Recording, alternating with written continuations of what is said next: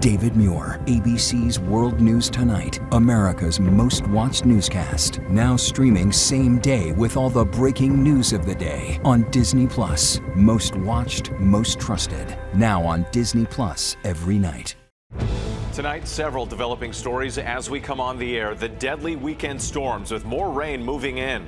The sudden feud between President Trump and a top ally over the Epstein files. And Homeland Security launches a new immigration crackdown in Charlotte. First, the West Coast storms, multiple water rescues, trees toppling onto cars. At least 2 deaths, including a father swept away by ocean waves. His 5-year-old daughter still missing.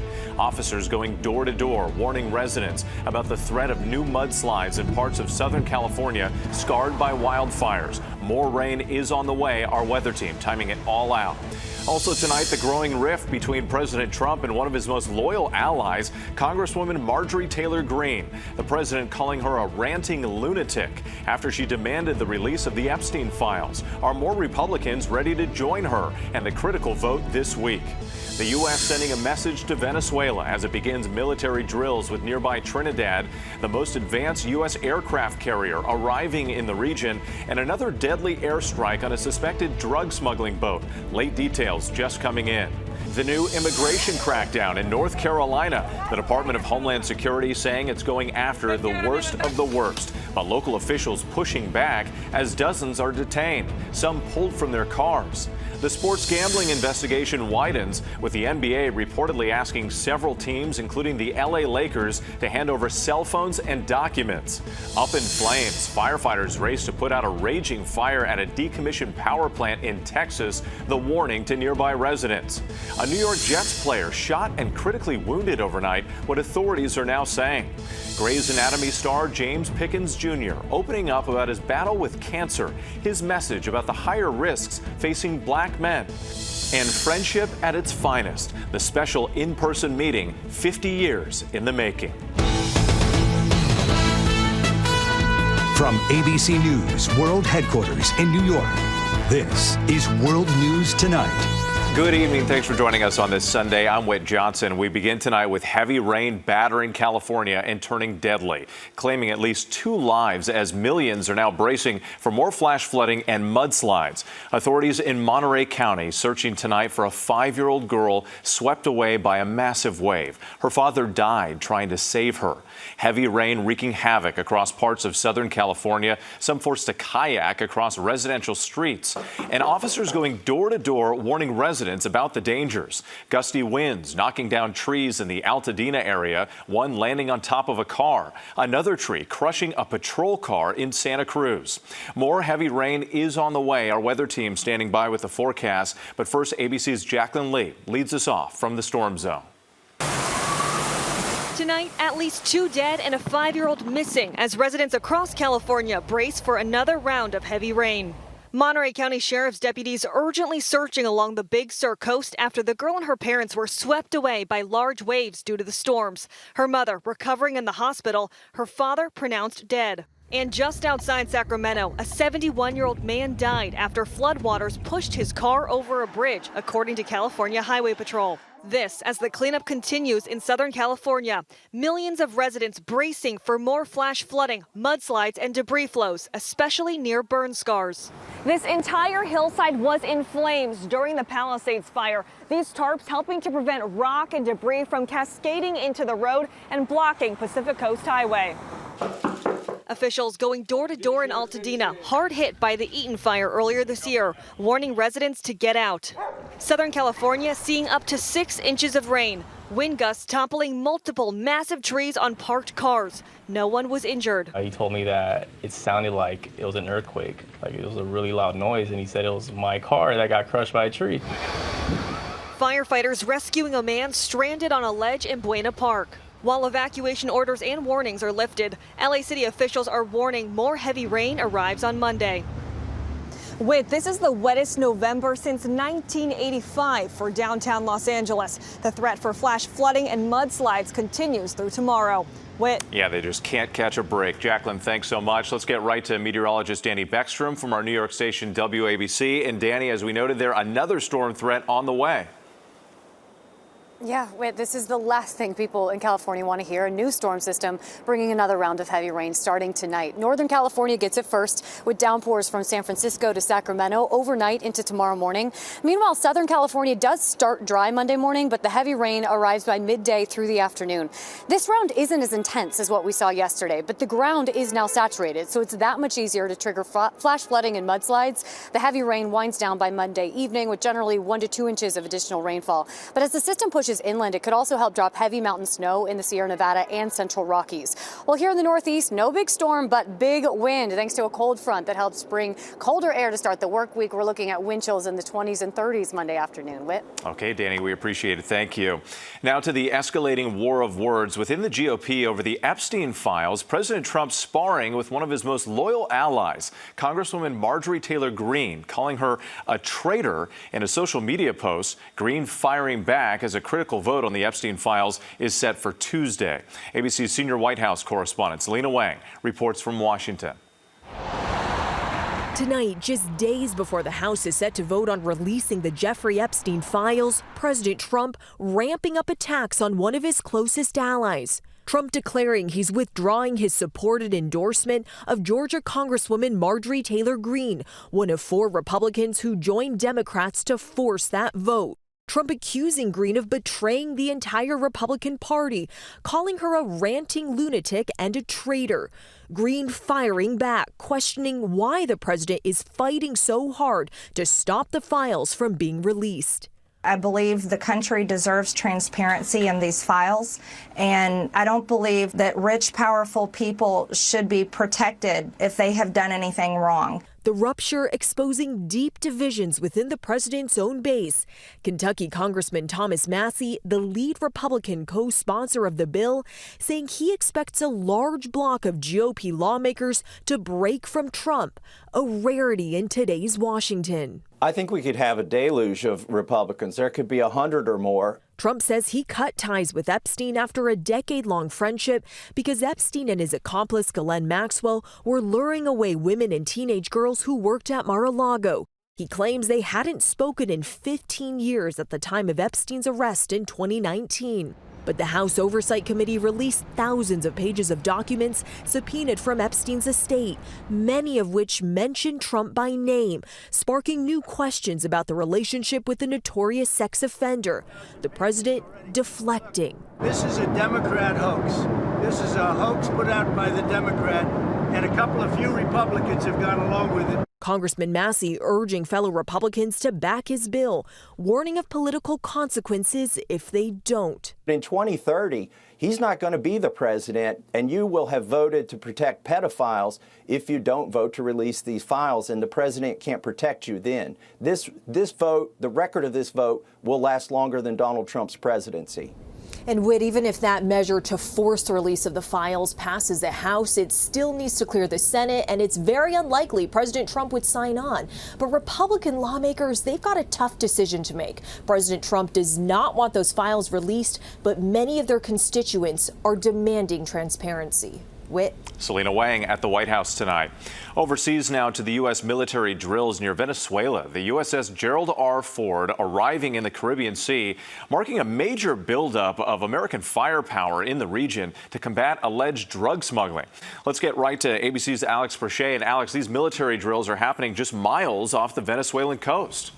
That's right, Wed. U.S. Marines are set to begin joint training exercises in Trinidad and Tobago, just 7 miles off the coast of Venezuela. And this represents a major escalation and show of force in the Caribbean as the Trump administration continues targeting Latin American drug cartels. Just hours ago, the administration launched its 21st airstrike, bringing the total number of alleged drug cartel members killed to 83 since operations began in September. Today, the USS Gerald Ford Carrier Strike Group also entered Caribbean waters, now part of the 15,000 U.S. troops operating in the region, the largest presence there in decades. Colombia President Gustavo Petro has ordered his country to stop sharing intelligence with the U.S. until Trump stops what critics have called illegal executions. Venezuela's President Nicolas Maduro is calling the Marine trainings in Trinidad and Tobago irresponsible. But Whit, the table is now set for more possible U.S. action.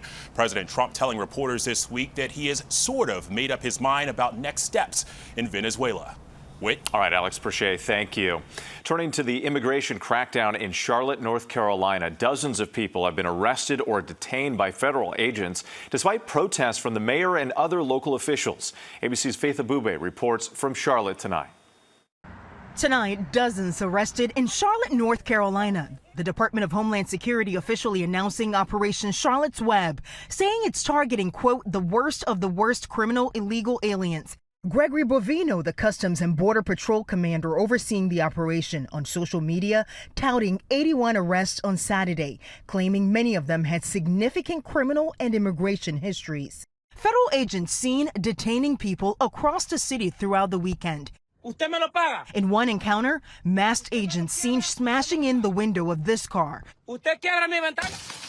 The man inside telling our affiliate WSOC he was stopped twice Saturday morning, but was released both times after showing proof he's a U.S. citizen. Give me your status. Give me your papers. I say, why? Open the door. Say, I don't open the door. He says he was injured during the second encounter when agents pulled him from his car and threw him to the ground. I got pain. It's not terrible, but I got pain. The DHS responding on social media, quote, during an enforcement operation in Charlotte, this individual became erratic, refused lawful commands, and had to be removed from his vehicle. DHS law enforcement followed their training to remove him. But the administration's tactics sparking protests and drawing condemnation from some residents. It's terrifying to pretty much know that at any moment a federal agent can just come out and abuse you just because of the way you look. The state's Democratic Governor Josh Stein telling residents to, quote, follow the law. And if you see any inappropriate behavior, use your phone to record and notify local law enforcement. And with Charlotte is the latest city led by a Democrat that the Trump administration has targeted for immigration enforcement after surging agents to Los Angeles, Chicago, and Portland. And sources telling ABC News that New Orleans could be next. Whit. All right, Faith Abubey, thank you for that. Next tonight, the NBA is expanding its investigation into allegations of illegal gambling. Multiple teams, including the Los Angeles Lakers, have reportedly been asked to turn over cell phone records and other documents. This following several high-profile arrests and congressional scrutiny. Here's ABC's Olivia Rubin. Tonight, the NBA expanding their sports betting investigation, requesting multiple teams, including the Los Angeles Lakers, to reportedly hand over cell phone records. Weeks after sweeping federal indictments involving a player and two current and former NBA coaches, a spokesperson for the league saying, quote, a number of different individuals and organizations were asked to preserve documents and records. Sources telling ESPN the Lakers' assistant trainer and executive administrator are some of the employees contacted and are now cooperating with the investigation. According to prosecutors, former player and coach Damon Jones passed along injury information about LeBron James to bettors, allegedly texting, get a big bet on Milwaukee tonight before the information is out. Jones pleading not guilty to wire fraud and money laundering last week in Brooklyn. Mr. Jones, any comment? Let's not, mince words. This is the insider trading saga for the NBA. And star Miami Heat player Terry Rozier also accused of providing inside information, allegedly tipping off bettors he would fake an injury during this 2023 game. Terry Rozier, right foot discomfort, doubtful to return. The winnings from bets on his underperformance totaling more than $200,000. The move comes as Congress demands answers from NBA Commissioner Adam Silver about the allegations, including of Hall of Famer Chauncey Billups, who allegedly lured victims to poker games rigged by the mob using high-tech devices. And with Congress now also expressing concern with Major League Baseball's own sports betting scandal involving two star pitchers, and the NFL, in a memo obtained by ABC News, says it's working with lawmakers to curb prop betting, which are bets based solely on player performance. Whit. Yeah, a lot of focus on those prop bets. Olivia, thanks.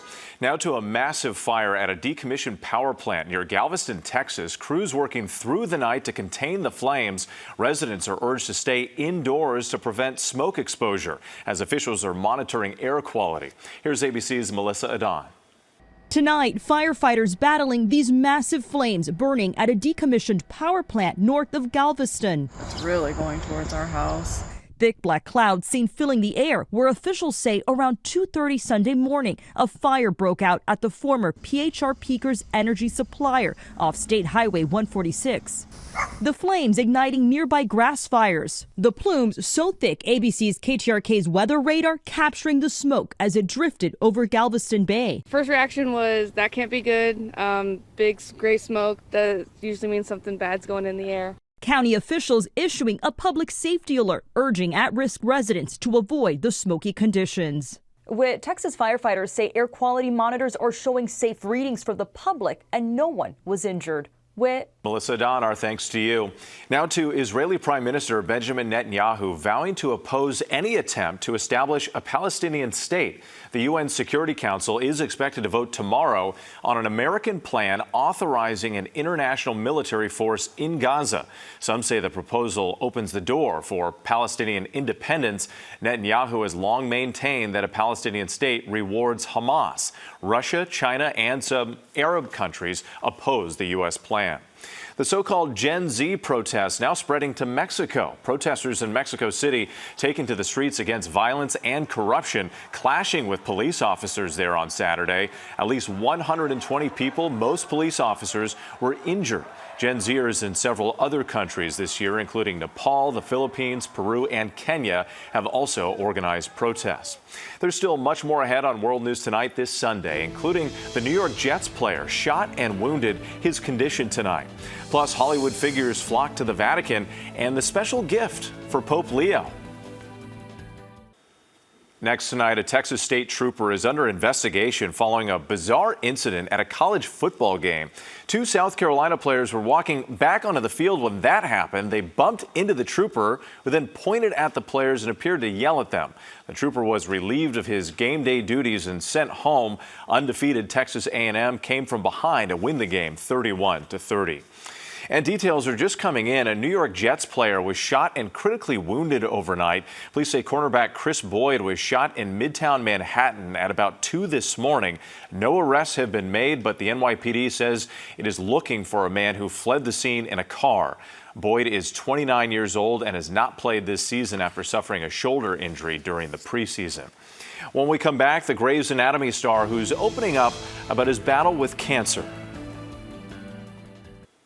To the Index now, Grey's Anatomy star James Pickens Jr. is opening up about his battle with prostate cancer.